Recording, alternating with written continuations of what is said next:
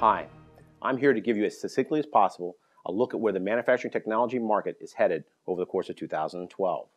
Let's start back in September.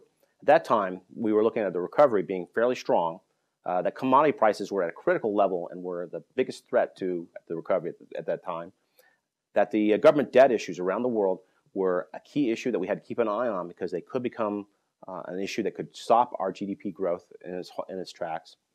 But the positive thing was that manufacturers, the people who buy our equipment, had a lot of cash on hand. They become profitable in the course of the last 18 months, and they were out there spending the money. Today, that recovery that was strong in September is now slowed significantly.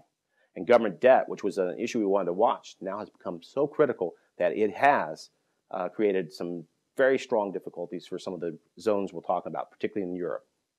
But manufacturers still have a lot of money in hand, and commodity prices, which were critical in the fall, have begun to trend downward.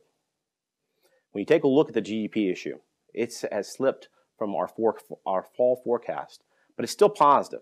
And the things that are causing it to slip are issues with housing, job or employment, and the input prices, the commodity prices. While they're still falling downwards now, they're still at a level that's abnormally high. These same issues are the same issues that we face here in the United States as well, only more so. But the scary part, really, the one statistic that has popped on the screen in the last 90 days that scares me about the forecast that people are making is what's happened with world trade.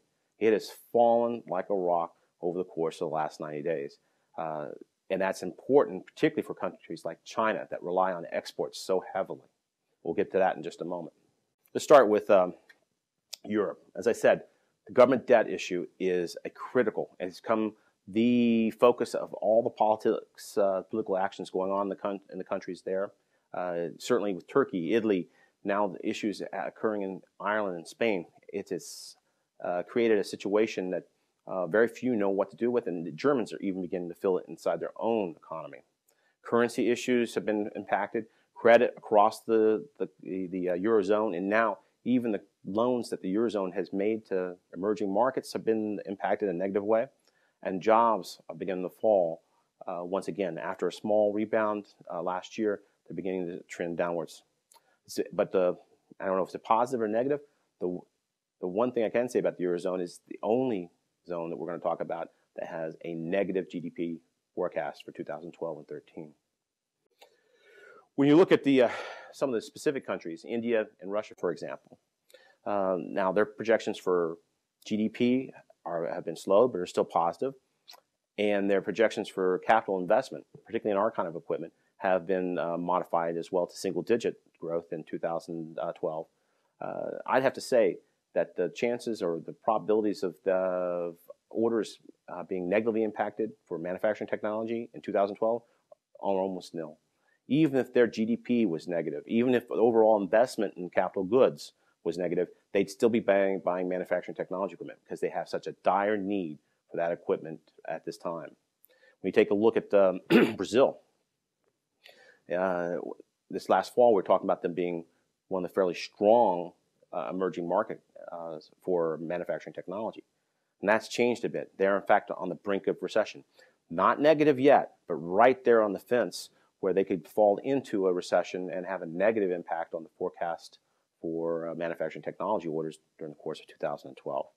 Inflation has creeped back into their picture again, and that is something that entire country, both politically and through the business world, is terrified by. They've faced some unbelievable inflation issues over the course of the last 30 years, and they have a national mental fear about letting it creep back in. They'll do almost anything necessary to see that doesn't happen.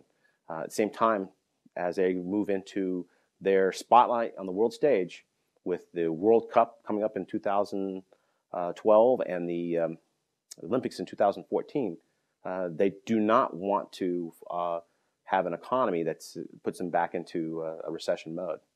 So they're trying to work on their exports. Their exports are beginning to fall. Fortunately, their domestic demand, domestic markets are continue to grow at a pretty rapid rate. Their employment issue is improving as they move into massive infrastructure boom to see that they get all the things, bridges, stadiums, roads built before these events, these international events occur. But really, the 3-ton gorilla in the room is China. Exports are so important to this economy, and just the Eurozone going negative and the exports to the Eurozone falling dramatically has created a small disaster in their manufacturing sector. In fact, over the course of the last 45 days of 2011, they went from setting new peak records in manufacturing production to falling back to their 2009 levels. And that's a pretty significant drop in just a very small period of time. Still, when you take a look at what's going to happen with manufacturing technology orders in that country, it's going to grow, but it will not be growing at that double-digit rate we've seen over the course of the last 5 years. So on to U.S., the market which almost all of us are primarily interested in because we're exhibiting at IMTS. The global issues that we discussed in the very first part of this presentation, jobs, housing, commodity prices, are all key issues in the United States as well. And it's what's holding down the recovery that we're currently experiencing from being a significant recovery from a slow growth recovery. Still, on the positive side, here in the United States, we have the financial sector back in the picture again. They are profitable. They have the money to be able to begin to invest in new projects, to be able to lend out money to manufacturers and to other parts of the economy. If we could just get the consumer sector in our camp as well, we'd have a full-blown recovery parallel to some of the things we experienced in the early 90s. Import dependency. Another positive thing is that our import dependency has fallen over the course of the last 2 years. Import penetration into specific industries at some of the lowest levels we've ever experienced since the late 70s. In fact, in the manufacturing technology sector, the negative trade balance we have in manufacturing technology products was at its lowest levels since the early 80s, almost 30 years ago. Still, the political quagmire we're going through in D.C. has prevented us from really enjoying the benefits of the recovery that's going on in manufacturing that could be accelerated into the rest of the economy if we get the consumers on board. A lot of plans put on the table about how to deal with the housing issue.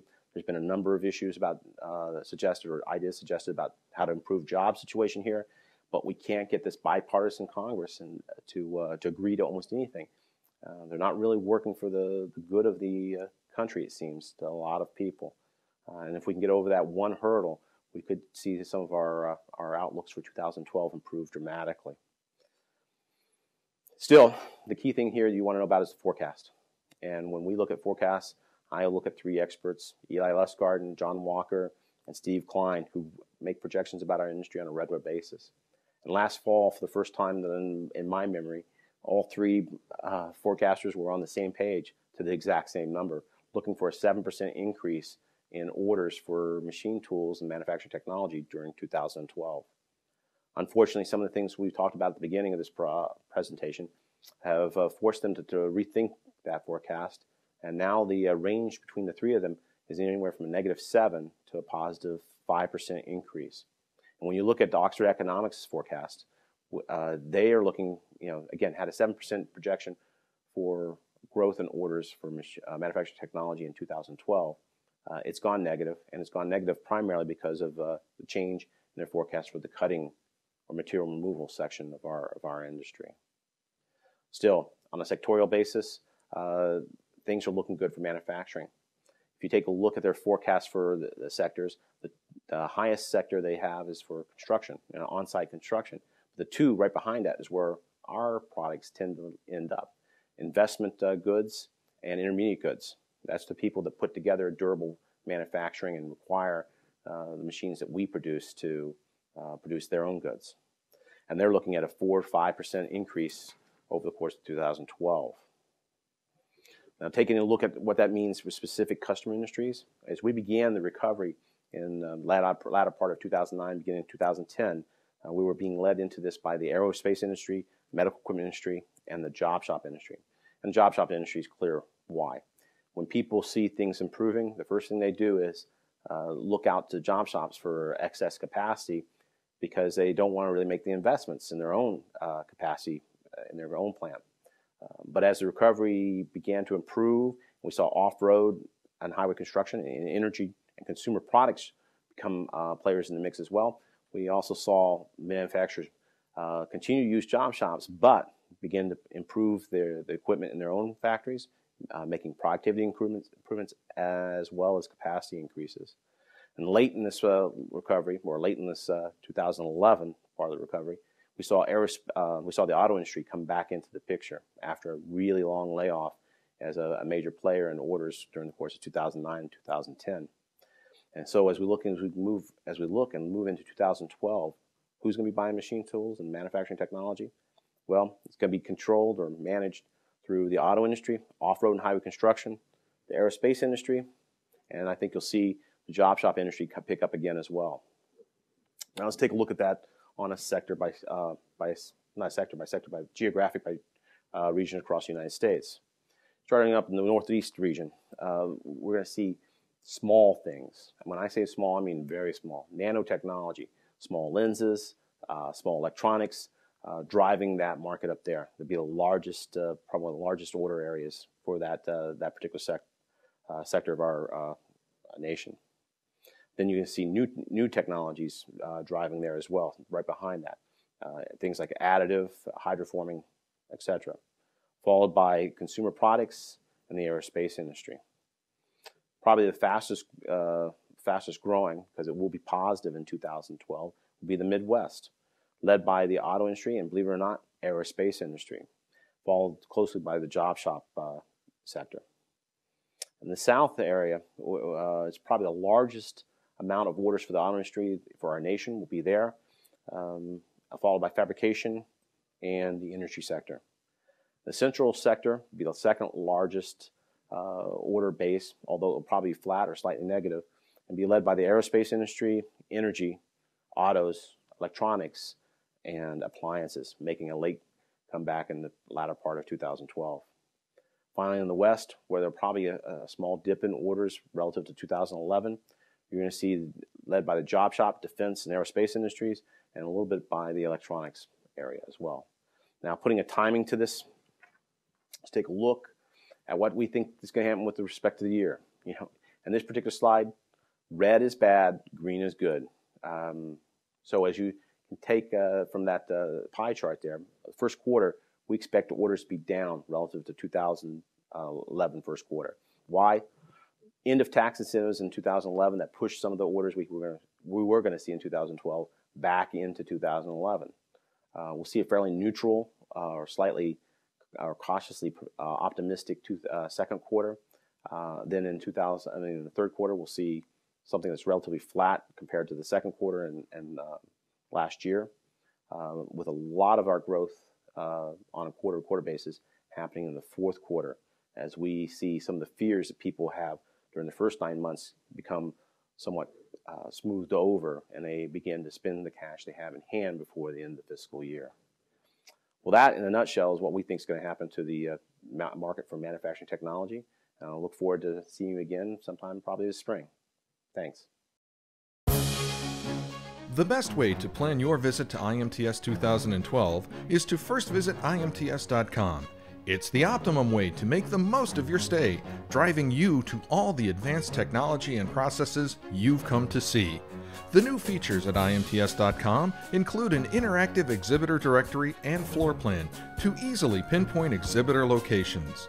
The IMTS.com online exhibitor showrooms have complete information on each of the 1,200 exhibitors. Customize your IMTS itinerary with the My Show floor plan. Here you can create a custom list of companies that are exhibiting at IMTS 2012. Make notes on those exhibitors and print a highlighted floor plan to help you make the most of your time at IMTS. Plus, your agenda will also be accessible on kiosks throughout the show. The international section has everything on visas, registration, and representative offices around the world. Add IMTS to your Outlook calendar, arrange your visit through Trip Assistance, and pre-plan your tour through My Show. IMTS.com is your ticket to a more efficiently planned, more enjoyable visit to IMTS 2012. Be there.